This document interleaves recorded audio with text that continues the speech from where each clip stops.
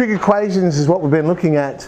We're now going to look at a very specific type of an equation, and ones that are in this form where you've got some multiple of sine plus some multiple of cos equals a constant number, and that constant number not being 0. Because if it was equal to 0, we could just move the cos and sine to opposite sides, divide, turn it into a tan.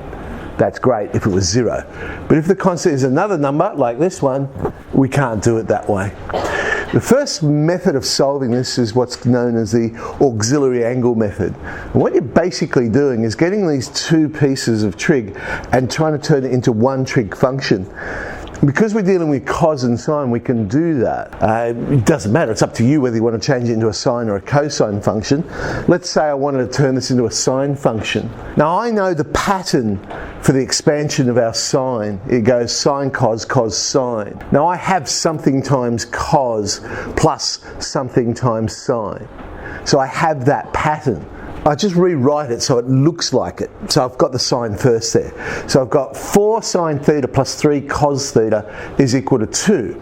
So basically that means that cos alpha is 4 and sine alpha is 3. Now obviously they can't be those things because we know it goes in between minus 1 and 1. Okay?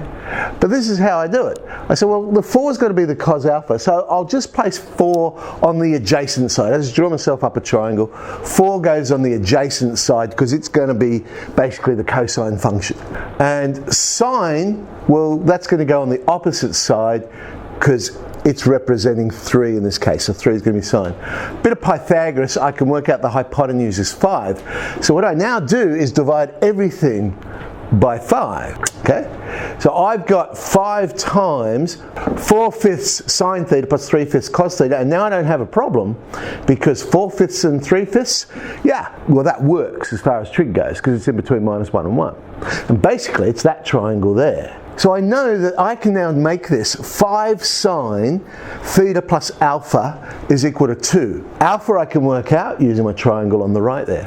The hypotenuse of that triangle will always end up being the coefficient of my new trig function. So whatever the two coefficients are, I know I can use Pythagoras, I can work out the number that will go to the front.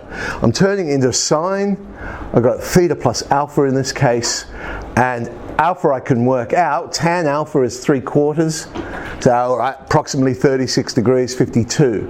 Now I've just got a basic trig equation. I'm saying the sine of something is 2/5. So I know I'm in quadrant 1 or quadrant 2. The acute angle, well I'm using beta because I've already used alpha elsewhere, is 2/5. So the acute angle is 23/35. That means theta plus alpha, and alpha we've worked out is 36 degrees 52, is either 23/35 or 156/25. I now subtract 36/52 from both sides and I have my answers. Now the problem is one of my answers ended up being negative. Well that's alright because we know we can just go around in a circle.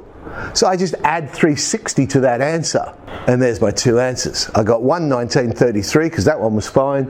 I've added 360 to the other one and I get 346.43. There's my two answers. I chose to do a sine function. I could do the same question, but let's turn it into a cosine function instead. Alright, well a cosine has a different pattern. It goes cos, cos, sine, sine. So now I'm going to put 3 on the adjacent side and 4 on the opposite side. The hypotenuse, well it's still 5, that hasn't changed. So I know 5 times the cosine, but remember I'm dealing with cosine. If it's not the sine, it's not the sine.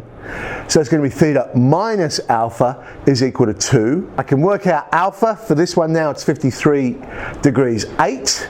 Cosine, so I'm in quadrant 1 or quadrant 4, the acute angle would be 66.25. So I now know theta minus alpha, 53.8, is going to be 66.25, first quadrant answer, or 293.35, fourth quadrant answer. Add 53.8 to both sides, and in this case, I've got the two answers straight away. They're both in between 0 and 360, so I haven't got an issue. So let's look at this one. This is how, I put a lot of extra working out here that I normally wouldn't put down. This is how I would do it. I would look at this and go, root 3 sine x minus cos x equals 1. I'd make a decision. Am I going to turn it into a sine function or a cosine function? Well, I'm going to draw myself up a triangle. I'm going to turn it into a sine function, so the adjacent will be root 3, the opposite will be 1. I don't worry about the negative. Pythagoras tells me the hypotenuse is 2. I can work out alpha is pi on 6 for this one. Bang, I'll go straight to that because I know the hypotenuse is the coefficient of the trig. I'm turning it into a sine function. This one is sine cos minus cos sine, so it's x minus alpha. So x minus pi on 6. Simple little trig equation to solve. The sine is a half, so I'm in quadrant 1 or quadrant 2. That tells me x minus pi on 6 is pi on 6 if I'm in quadrant 1, or 5 pi on 6 if I'm in quadrant 2. Add pi on 6 to both, bang, there's my two answers, pi on 3 and pi. HSC question from 2003. They forced your hand in this one. They told you have to turn this into a cosine function. So cos x minus sine x. It's not an equation at this stage, but that's all right. We can still do this. Cos x minus sine x, we'll do it the same way. There is my triangle, and in this case, both sides are 1. Hypotenuse turns out to be the square root of 2, so I know r straight away. R is going to be the square root of 2. The acute angle is 45 degrees, or pi on 4 if you choose to use radians. So, bang, I've got my answer straight away. Cos x minus sine x must be hypotenuse square root of 2. They want me to turn it into a cosine function. Cosine goes cos, cos, sine, sine. If it's not the sine, it's not the sine. So I end up with plus 45 degrees. It's in the form that they've asked. 2010, this was a little bit different in that you've got 2 cos theta plus 2 cos theta plus pi on 3, and they want that in the form r cos theta plus alpha. And they put a few restrictions there. They want alpha to be acute and r to be a positive number. Okay. Well, before I can do this, I've actually got to expand the 2 cos theta plus pi on 3. So I've got 2 cos theta cos pi on 3 minus 2 sine theta sine pi on 3. They're exact ratios, but I'm also multiplying by 2. So I get cos theta minus root 3 r. Now this is something I can turn into one trig. They want the cosine function for this one. So draw myself up a triangle. Cosine goes cos, cos, sine, sine.